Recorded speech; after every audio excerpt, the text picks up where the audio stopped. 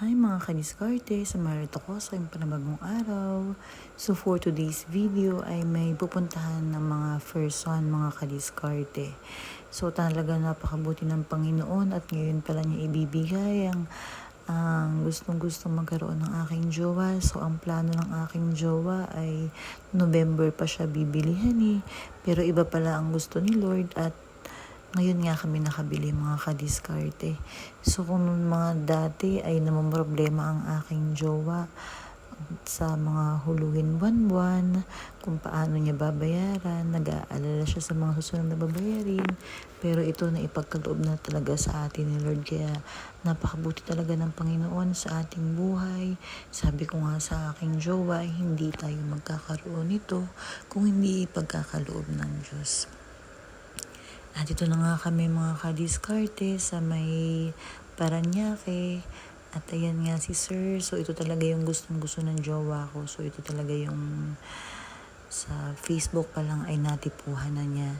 So sabi ko nga sa kanya, malaki ang difference kung yung brand new ang bibilhin.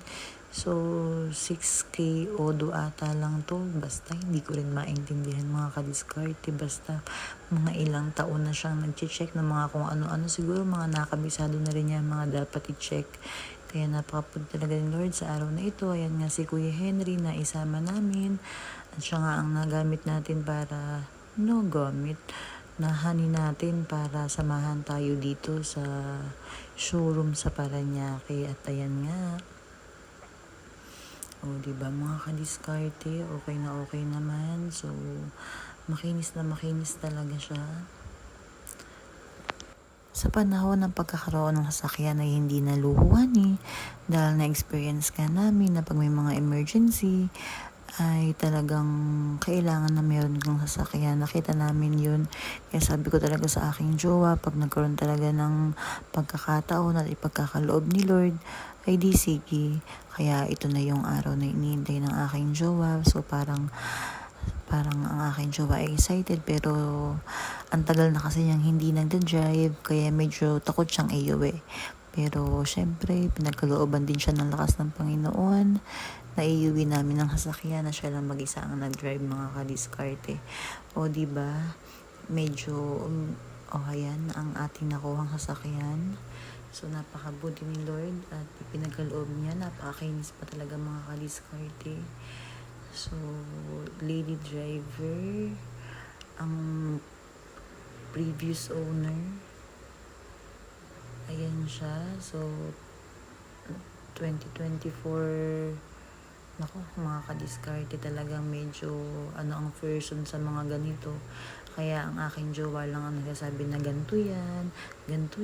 Ay talagang napakabuti ng Panginoon kasi talagang masayang masaya siya sa aming na-purchase for today's video.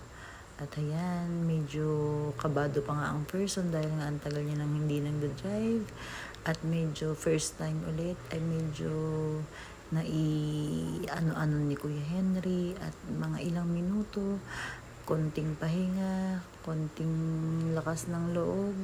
Sabi ko nga sa kanya, mag-pray ka at ayun naman, nag-pray siya. Kaya hallelujah, thank you Lord. At ang person na ito ay talagang ipinagkakatiwala rin sa Panginoon ang kanyang buhay, maging ang aming pag-uwi mga kadiskarte. Kasi nga medyo kabado ang person, naghahanap pa nga kami ng driver pag-uwi. Pero talagang iba ang kilos ni Lord. First time niya ulit mag-drive. Pero from Paranaque hanggang Binangonan ay nakarating kami ng ligtas mga kadiskarte. Kaya iba talaga ang plano ni Lord. Mga kadiskarte, yung plano namin nung una ay magdadala kami ng driver doon. Tapos dito pa siya magpa-practice sa Binangonan. Hindi namin alam na doon pa lang pala ay magpa-practice na siya. At hindi namin alam na ida-drive niya na pa uwi mga kadiskarte. Pero salamat sa aming nakasamang si Kuya Henry at convoy kami mga kadiskarte. Takbong 20 lang. Mga kadiskarte, medyo imagine mo yung aming nakaharap kagabi, talagang di kita ng sasakyan at medyo dahil nga hindi pa siya sanay ay Naku mga kadiskarte, talagang maraming dasal ang aking nasambit sa aking isipin na Lord, bahala na po kayo sa amin. Wala naman po kami magagawa kung hindi niyo po kami iingatan, lalo na pagka mga sasakyan ay mga talagang literal yung mga, sabi niya, ikaw yung OBR na maingay, honey.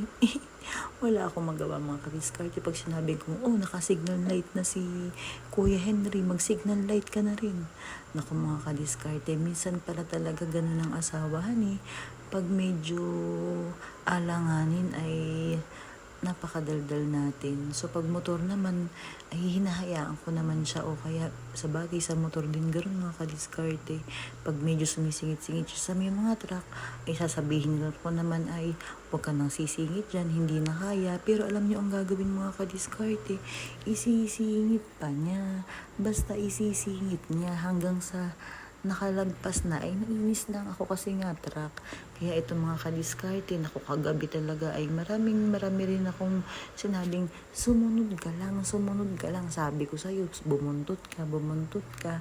Ay napakabuti talaga ng Panginoon mga kadiskarte, ay talagang kami ay nakauwing safe mga kadiskarte. At ang person na ito ay napagod din sa kanyang ginawang pagdadrive. Ay first time nga ulit, pero sa aking palagay ay kineri boom naman niya mga kadiskarte. Malakas naman ang kanyang loob. Nung na kami nasa showroom ay parang pinipilit pa namin na siya na ang mag-uwi.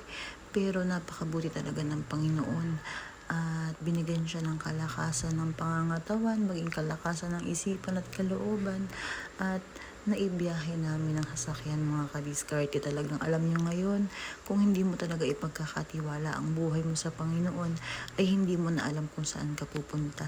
Gaya ng post ko nung isang araw, magulang ka, ay magpakalalim ka sa Panginoon at ang ating mga anak ay sa atin aasa. Dahil baka hindi mo alam kung gaano kalupit ang mundong ito, ay iiwanan mo lang ang mga anak mo na hindi marunong lumaban. At ayan, nakauwi na nga kami, tuwang-tuwa ang mga bata. Kaya napakabuti talaga ni Lord mga kadiskarte. O ay ano kaya ang ating magiging kwento after ng pagkakaroon ng sasakyan? Baka puro travel ang gagawin itong person na ito. Ay kaso, pasok ka na sa Lunes. Kaya thank you Lord sa lahat ng blessing. O paano mga kadiskarte? Bukas samahan niyo ito ko sa ating kwentuhan. At medyo marami-rami tayong mga ganap for today's video. Ay antabayanan niyo pa rin mga kadiskarte. Kaya ayan, thank you Lord talaga sa lahat ng blessing. Bye mga kadiskarte.